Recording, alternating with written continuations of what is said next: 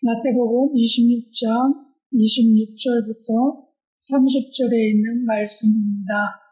교독하겠습니다. 그들이 먹을 때에 예수께서 떡을 가지사 축복하시고 떼어 제자들에게 주시며 이르시되 받아 먹으라, 이것은 내 몸이니라 하시고, 또 하나님 가지사 감사하기도 하시고 그들에게 주시며 이르시되 너희가 다 이것을 마시라. 이것은 제 사함을 얻게 하려고 많은 사람을 위하여 흘리는 바 나의 피, 곧 언약의 피니라. 너희가 내게 이르노니 내가 오늘 내 살아날 것을 이제부터 내 아버지의 나라에서 세우고 너희와 함께 마시는 날까지 마시지 아니하리라 하시니라. 이에 그들이 참례하고 감람산으로 나아가니라. 오늘 말씀의 제목은요, 언약의 피를 흘리시는 하나님이라고 하는 제목입니다. 한번 따라해 보시겠습니까? 언약의 피를 흘리시는 하나님. 앞에 사진이 한 장이 있죠. 여러분, 되게 유명한 사진인데 이 그림이죠. 이 그림이 레오나르도 다빈치가 그린 그림인데 1500년대 초반에 그린 그림입니다. 제목은 최후의 만찬이라고 하는 제목이에요. 이 그림 속에서 어떤 상황을 연상하면서 이 그림을 그렸을까? 이것을 여러 가지 해석들이 좀 있기는 한데, 우리가 마태복음 26장 21절에 있는 말씀을 좀 한 번 더 읽어보도록 하겠습니다. 함께 읽겠습니다. 그들이 먹을 때에 이르시되 내가 진실로 너희에게 이르노니 너희 중에 한 사람이 나를 팔리라. 예수님이 그렇게 말씀하시고 난 다음에 너희 중에 한 사람이 나를 팔리라, 이 말을 제자들이 다 들었어요. 그리고 나서 각기 제자들마다 어떻게 반응하는지에 대해서 그것을 그림으로 표현한 거예요. 그래서 때로는 예수님 저인가요? 예수님 저인가요? 또 예수님 저인가요? 그렇게 이야기하는 그 모습 속에서 우왕좌왕하고 또 예수님 앞에 물어보는 그런 모습을 그려주고 있습니다. 근데 여기에서 이 레오나르도 다빈치가요, 가룟 유다를 표현했는데 그 가룟 유다가 여기에서 누군지 아십니까? 다빈치가 가룟 유다를 표현할 때 이렇게 표현을 했대요. 다른 제자들보다 가장 낮은 자리, 그리고 가장 어두운 얼굴색, 이렇게 표현을 했답니다. 그래서 잘 보시면 그 사람이 있어요. 누구일까요? 그런 사람이에요. 아니요. 가장 낮은 자리에 있는 사람. 가운데서 그리고 까맣게 약간 얼굴이 그을린 사람. 보이시나요? 네, 가운데에 이렇게 약간 기울어져서 지내고 있는 사람 있죠. 그 사람이 가룟 유다예요.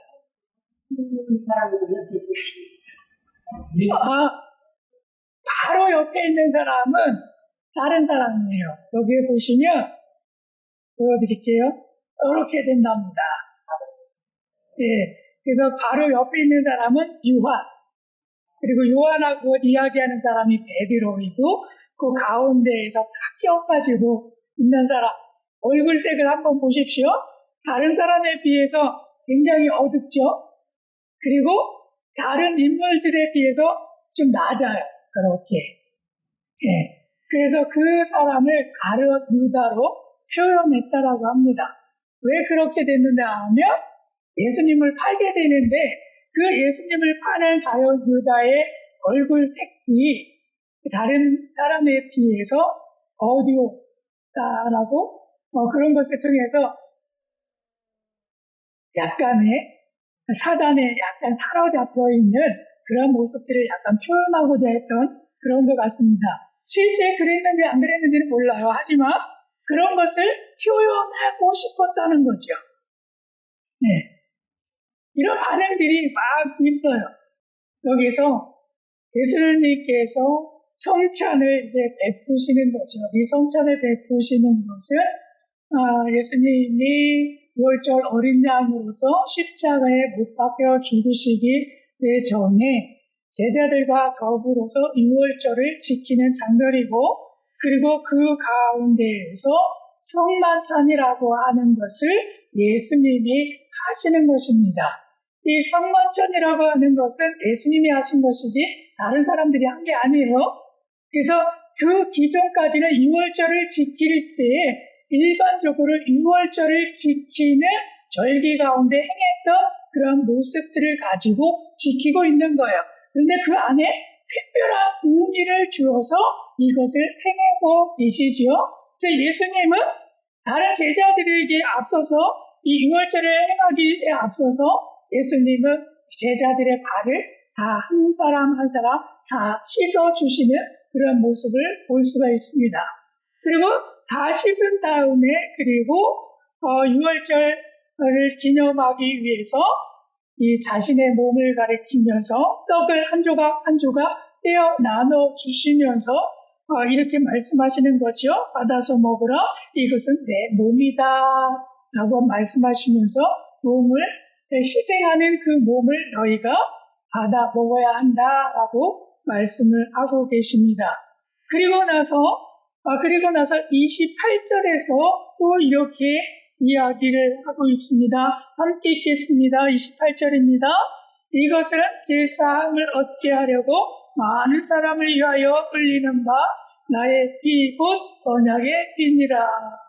그러면서 포도주를 가지시면서 이것을 받아 먹으라 하고 말씀하시는데, 그 포도주를 하면서 이것은 나의 피다라고 말씀하시고 또 언약의 피다라고 말씀하시면서 나누어 주십니다. 하나의 이때에 주어졌던 이것들은 하나의 상징이지요. 그래서 나를 기념하여라 라고 요한복음에서는 말씀하십니다. 근데 이렇게 했을 때 왜 예수님은 이런 행위들을 하실까요? 그냥 유월절 절기로서 유월절을 지키기만 하면 돼요. 그런데 예수님은 그렇게 하지 아니하시고 이날 특별하게 제자들을 향해서 이렇게 말씀하시는 겁니다. 왜 예수님은 그렇게 하셨을까요? 첫 번째 우리가 알아야 될 것들은요, 나의 피 곧 언약의 피입니다 라고 하는 이 말씀을 더 중심으로 우리가 알고 또 이 시간에 좀 깨닫기를 원합니다. 특별하게 언약이라고 하는 이 말씀을 우리가 좀 알 필요가 있는데, 이 언약이라는 말씀은 생명을 담보로 하는 약속이라고 하는 것을 우리가 좀 기억할 필요가 있어요. 구약전서에서도 보게 되면 출애굽기 24장 8절에 언약의 모든 곳에서는요 피가 들어갔다라고 하는 거예요. 그래서 출애굽기 24장 8절에 있는 말씀인데 우리 함께 읽어보도록 하겠습니다. 시작. 모세가 그 피를 가지고 백성에게 뿌리며 이르되 이는 여호와께서 이 모든 말씀에 대하여 너희와 세우신 언약의 피니라. 예수님이 구약전서에 있는 언약의 피에 대해서 알고 계셨어요. 그래서 그 언약의 피대로 이 제사를 드리게 될 때 이 언약의 피는 동물의 피를 가지고 드려지는 제사였죠. 그래서 번제, 화목제 이런 거를 드릴 때 특별하게 동물들의 피가 사용이 됐습니다. 그래서 그 피를 가지고 드리게 되면서 그 언약을 대신하는 거죠. 이 언약을 대신하게 될 때 마땅하게 피로서 맹세를 한다는 거예요. 이 피가 무엇이냐 하면 레위기 17장 11절에서 말씀하고 있죠. 육체의 생명은 피에 있습니다. 그래서 생명을 걸고 이 피의 언약을 계약을 체결을 하는 거예요. 그래서 이 굉장히 중요한 모습을 가르치고 있습니다. 구약에서는 동물을 가지고 그 피를 통해 가지고 그 생명을, 나의 생명을 대신해서 그렇게 행함을 통해 가지고 이렇게 언약을 체결을 했어요. 근데 신약으로 이렇게 넘어가게 되면 그 신약에서는 예수님의 길을 통해 가지고 영원한 언약을 행하시게 됩니다.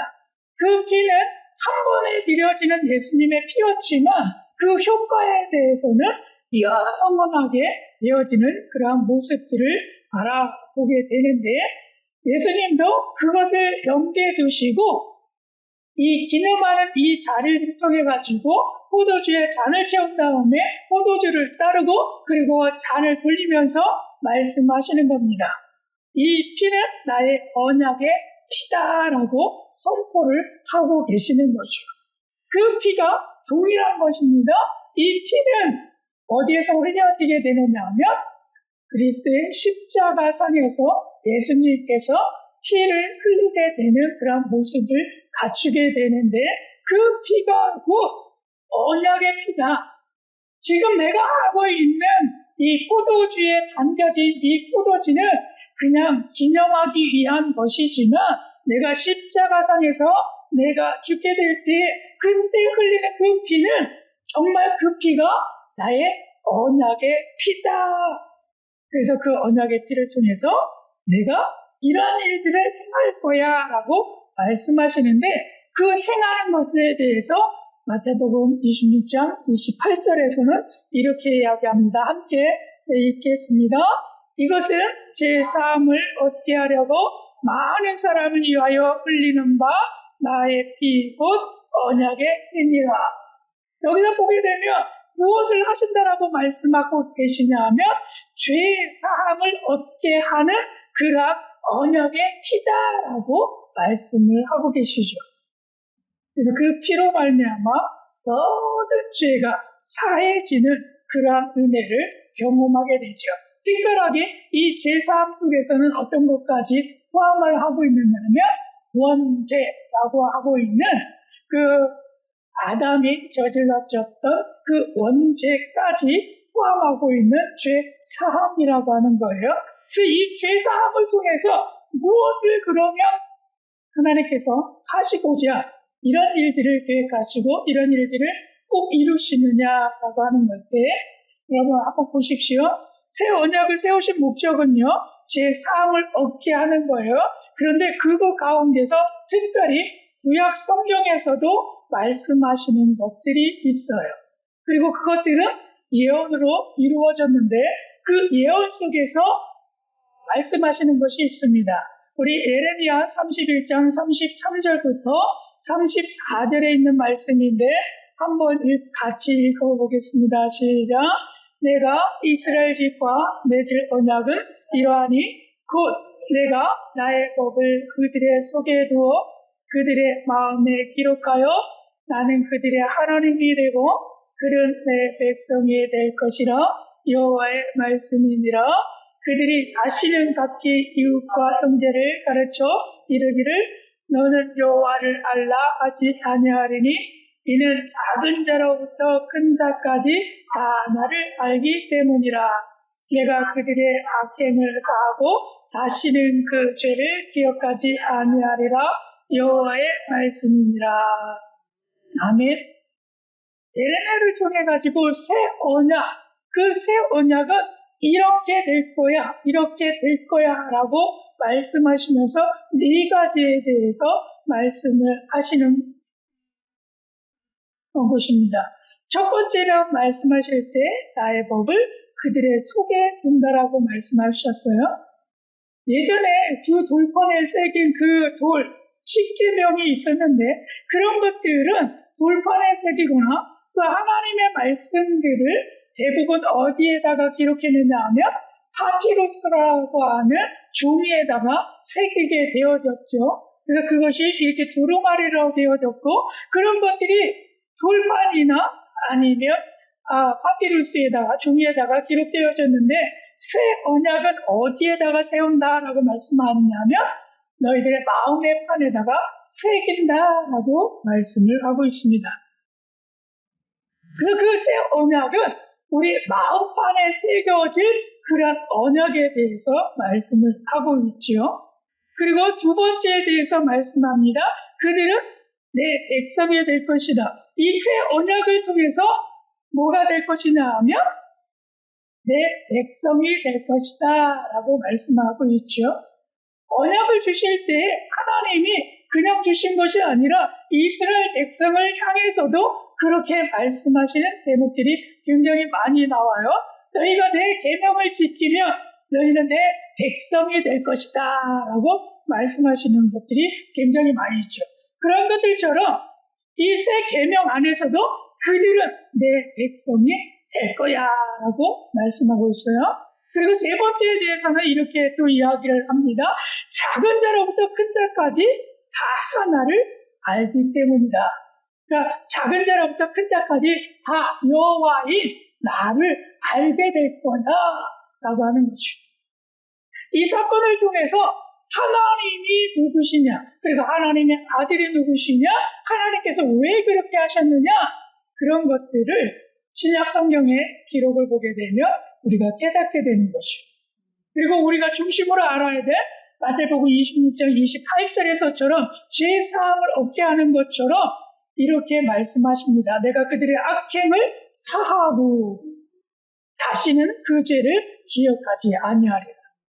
다시는 그 어떤 죄악도 그 안에서 죄를 기억하지 아니할 거예요. 그 언약이 새 언약입니다. 그래서 우리는 돌판으로 쓰여지지도 않냐고 파피루스에서 쓰여지는 것도 아닙니다. 그런데 우리 신비에 새겨지고 그 신비에 새겨질 그 새 언약은 죄 사함을 얻게 하는 그러한 능력을 가지고 있다라고 하는 것을 우리가 기억해야 합니다. 그 세 번째로서는 우리가 알아야 될 것이 있어요. 그러면 언약의 결과는 뭐냐라고 할 때 그 결과는 하나님의 백성도 살아가게 하는 것이다 라고 하는 거예요. 출애굽기 19장 5절부터 6절에 있는 말씀인데 우리 한번 읽겠습니다. 함께 읽겠습니다. 세계가 다 내게 속하였나니 너희가 내 말을 잘 듣고 내 언약을 지키며 너희는 모든 민족 중에서 내 소유가 되겠고 너희가 내게 대하여 제사장 나라가 되며 거룩한 백성이 되리라. 너는 이 말을 이스라엘 자손에게 전할지니라. 이게 출애굽기의 시내산 언약, 모세를 통해서 맺은 이 시내산에서 맺은 언약인데 그 말씀의 중심의 내용입니다. 언약을 지키게 될 때 너희는 어떻게 된다라고요? 제사장 나라가 되어지며 거룩한 나의 백성이 될 거야 라고 언약을 세우셨어요. 그런 것들처럼 신약에서도 새 언약 가운데서도 이 말씀은 동일합니다. 우리 베드로전서 2장 9절부터 10절에 있는 말씀인데 우리 함께 읽어보겠습니다. 시작. 그러나 너희는 택하신 족속이요 왕같은 제사장들이요 거룩한 나라요 그의 소유가 된 백성이니 이는 너희를 모든 데서 불러내어 그의 기이한 빛에 들어가게 하신 이의 아름다운 덕을 선포하게 하려 하심이라. 너희가 전에는 백성이더니 이제는 하나님의 백성이요 전에는 긍휼을 얻지 못하더니 이제는 긍휼을 얻은 자니라. 아멘. 여기서도 동일하게 하나님의 백성이 되었다라고 말씀하고 있죠. 특히 신약에서는 이제 완전하게 선포하는 거예요. 백성이 되리라라고 하는 말씀이 아니라 이것이 베드로전서에는 예수 그리스도를 통해서 완전하게 이루어졌기 때문에 이렇게 선포하는 겁니다. 너희가 전에는 백성이 아니더니 이제는 하나님의 백성이다라고 선포를 하는 거죠. 그리고 나서 또 하나를 선포하죠. 전에는 긍휼을 얻지 못하더니 이제는 너희가 긍휼을 얻은 자이니라 라고 선포를 하고 있습니다. 그것이 무엇을 통해서 이루어지느냐 하면 새 언약을 통해서 이루어진다라고 하는 거예요. 그래서 그의 결과들이 하나님의 백성이 되는 것인데, 특히 신약에서는 이 하나님의 백성을 가리켜서 뭐라고 다시 표현을 하느냐 하면 그리스도인이다라고 표현을 하죠. 그리고 하나님의 자녀다라고 하는 표현을 써요. 근데 구약에서는 그리스도인이다라는 표현을 쓰지 않고요. 또 자녀다라고 하는 표현을 쓰지 않아요. 오직 하나님의 백성, 이스라엘 이런 표현만 써요. 그것은 다른 말로 이야기하면 가까운 곳으로 치게 될 때에 백성, 이거 하면 좀 멀게 느껴지잖아요. 그죠? 그런데도 불구하고 신학에서는 예수 그리스도를 통해서 이루어진 것은 너무나 가까워진 거예요. 그것은 어떤 표현으로 가까워진 거냐면 곧 자녀다라고까지 표현하기 때문에 엄청나게 가까워지는 그런 모습으로 표현하고 있습니다. 우리가 그것을 누리는 거죠. 그것이 우리 가운데 있는 언어예요. 근데 많은 사람들은요, 이렇게 됨에도 불구하고 이것을 믿으려 하지 않습니다. 또 이것을 거짓말 이렇게 이야기를 합니다. 네, 여러분, 이것이 진리이고 이것이 사실입니다. 그러므로 말미암아서 우리 가운데에서도 이것을 꼭 알아야 될 줄로 믿습니다. 꼭 믿어야 될 줄로 믿습니다. 이것이 우리 안에 믿음으로 확고하게 자리 잡아야 될 줄로 믿습니다. 아멘. 이것이 우리들에게 주시는 하나님의 말씀입니다. 예전에는 이것들이 하나님의 자녀야, 너는 그리스도인이야, 이런 것들이 잘 믿겨지지가 않았어요. 왜 그러냐 하면 제가 태어났을 때는 제 어머니께서 저를 서원하셨고, 그리고 태어나면서 뱃속에 있을 때부터 그냥 교회를 알게 모르게 다녔어요. 그리고 어렸을 때에는 그냥 어머니가 데리고 갔기 때문에 선택의 여지가 없었어요. 제가 가고 싶다고 해서 가고 가기 싫다고 해서 가지 않는 그런 일이 없었어요. 그냥 무조건 손 붙잡고 가니까 가는 거예요. 내 의지하고는 전혀 상관이 없었어요. 그렇게 자라고 그러니까 이 말씀을 들어도 이 말씀이 내 안에 확 다가오구나. 이 말씀을 통해서 나는 하나님의 백성이야, 하나님의 자녀야, 나는 그리스도인이야 라고 하는 것이 내 안에 자리 잡고 있지 않았던 것 같아. 그 세월이 무려 언제까지였냐 하면 초등학교 한 5학년 정도에 조금 맞대기로 좀 알게 되었던 것 같아요.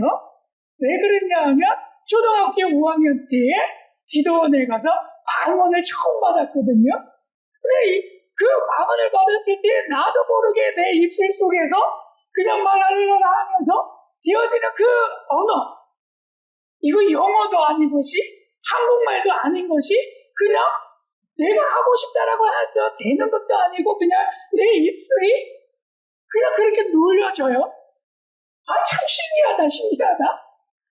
너무나 신기하다. 근데 그때 너무나 어려웠던 것 같아요. 그렇게 받았음에도 불구하고 나는 하나님의 자녀야, 이렇게 느낀 것이 아니라 그냥 내가 뭔가를 그냥 내가 받았구나. 근데 그것이 많은 사람들이 이야기할 때 그게 방언이야 라고 하는 것, 그 정도만 알고 있었다는 거예요. 그래서 그냥 그거 한동안 좀 하다가 학교 다니면서 까먹었어요. 또 하지 않다 보니까 그 방언을 하려고 하는데, 의도적으로 하려고 하는데 안 되는 거예요. 안 나와요.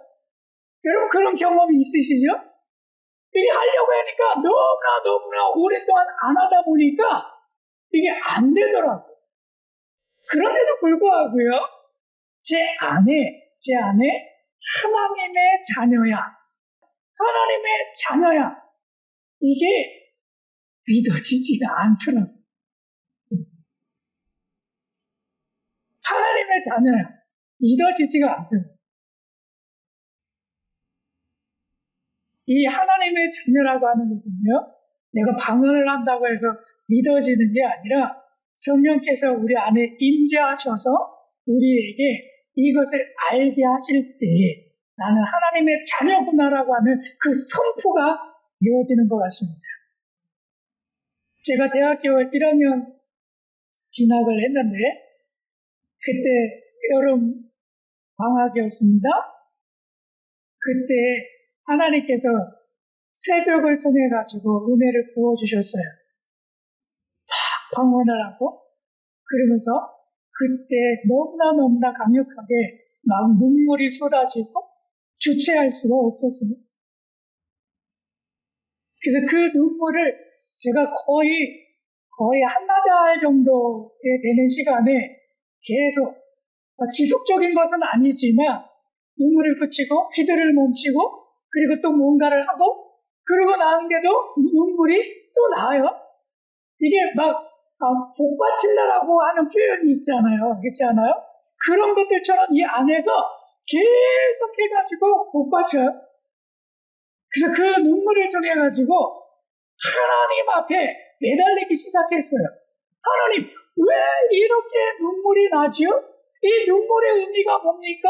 왜 내가 지금 이렇게 눈물을 흘리지요? 그렇게 했을 때 내 입술에 고백들이 나오기 시작을 했어요. 내 입술의 고백은 이런 거였습니다. 하나님, 제가 이러한 잘못들을 했네요.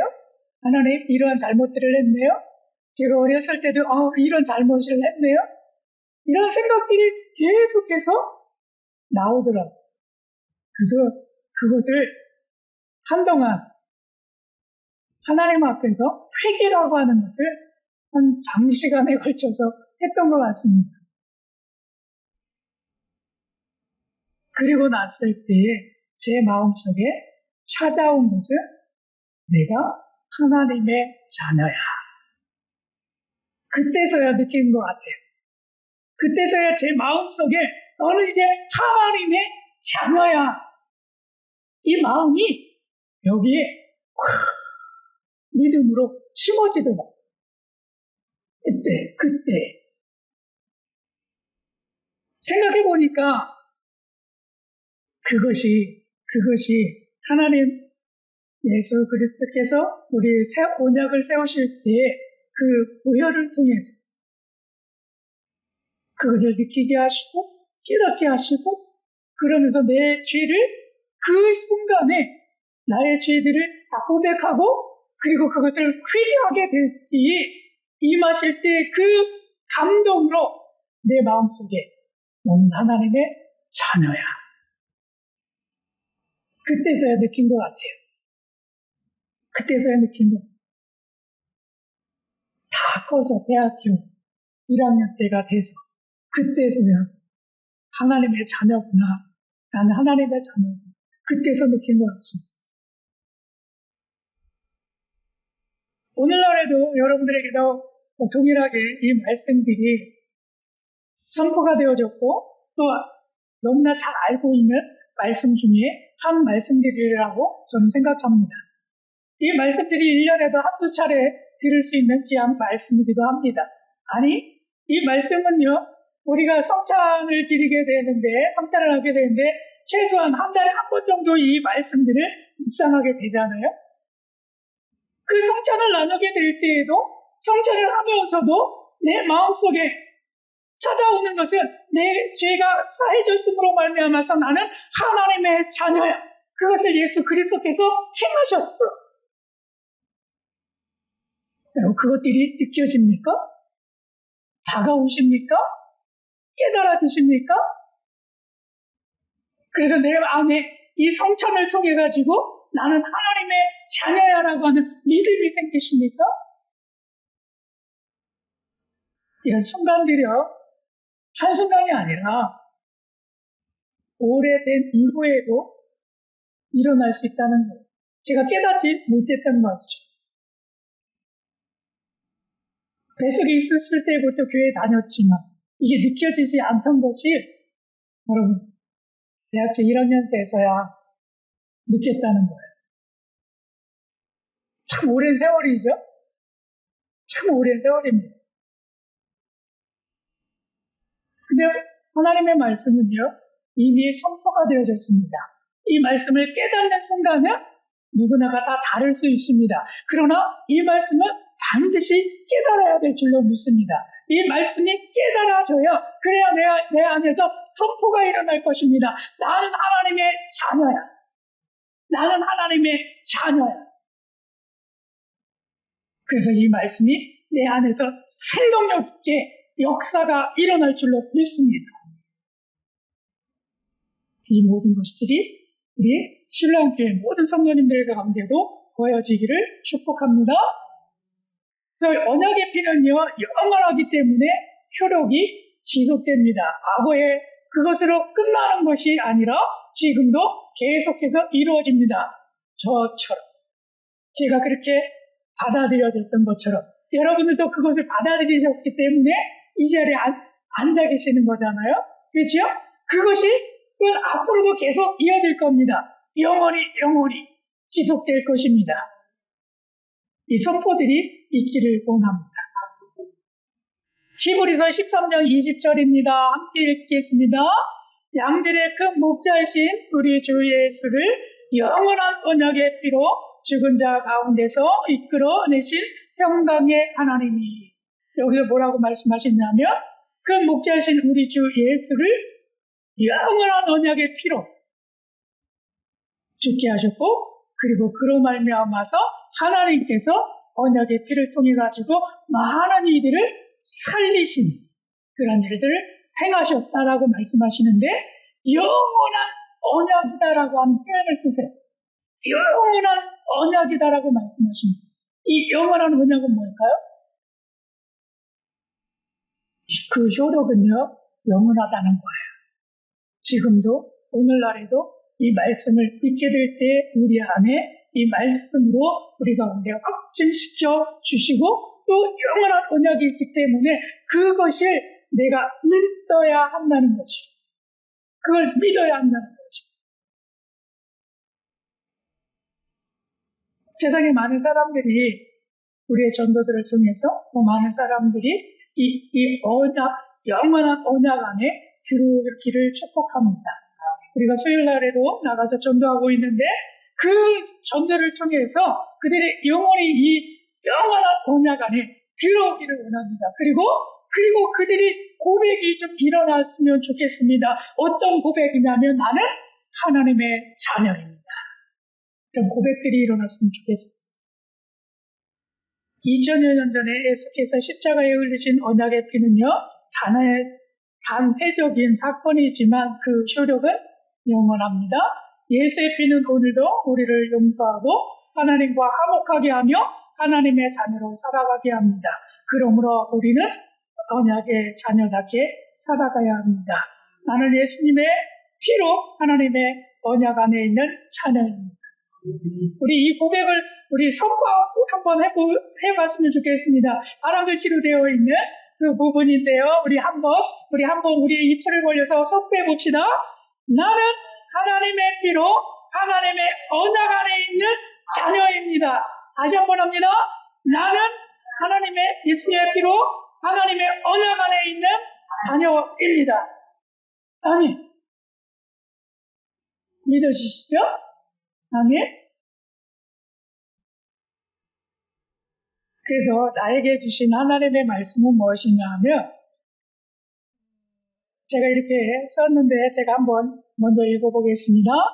찬서가 나는 찬석이를 사랑하여 내 아들 예수 그리스도의 언약의 피로 찬석이를 구원하였고 그 피는 영원히 변하지 않는 나의 사랑과 약속이라.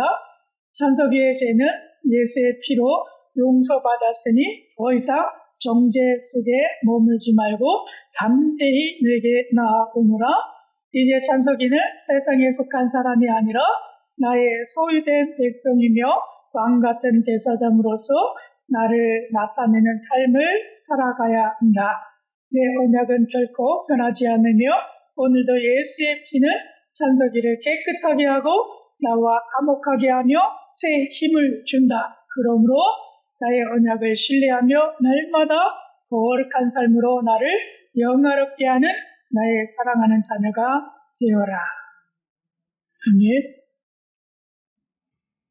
우리가 이런 고백들을 하게 될 때 하나님은 우리의 마음속에서 역사하셔서 그래, 바로 내가 예수 그리스도의 피로, 언약의 피로 너 바로 나의 자녀야. 이 고백들이 일어났으면 좋겠습니다. 우리 제 이름 대신에 여러분들의 이름으로서 이 음성들을 좀 들었으면 좋겠습니다. 함께 이 말씀 읽겠습니다. 찬서가 나는 찬석이를 사랑하여 내 아들 예수 그리스도의 언약의 피로 찬석이를 구원하고 그 피는 영원히 변하지 않는 사랑의 사랑과 약속이다. 예수의 피로 용서받았으니 더 이상 죄인자 속에 머무지 말고 담대히 내게 나오느라. 이제 찬석이는 세상에 속한 사람이 아니라 나의 소유된 백성이며 왕같은 제사장으로서 나를 나타내는 삶을 살아가야 한다.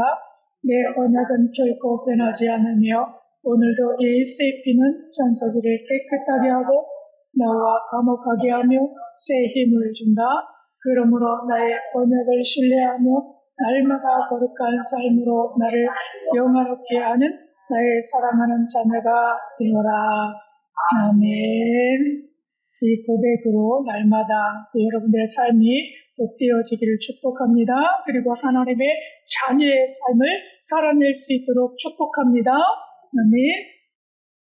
말씀 나눔의 제목을 드리겠습니다. 마태복음 26장 26절부터 30절을 묵상해 주시고 아침에는 이렇게 깨달아 주셨으면 좋겠습니다.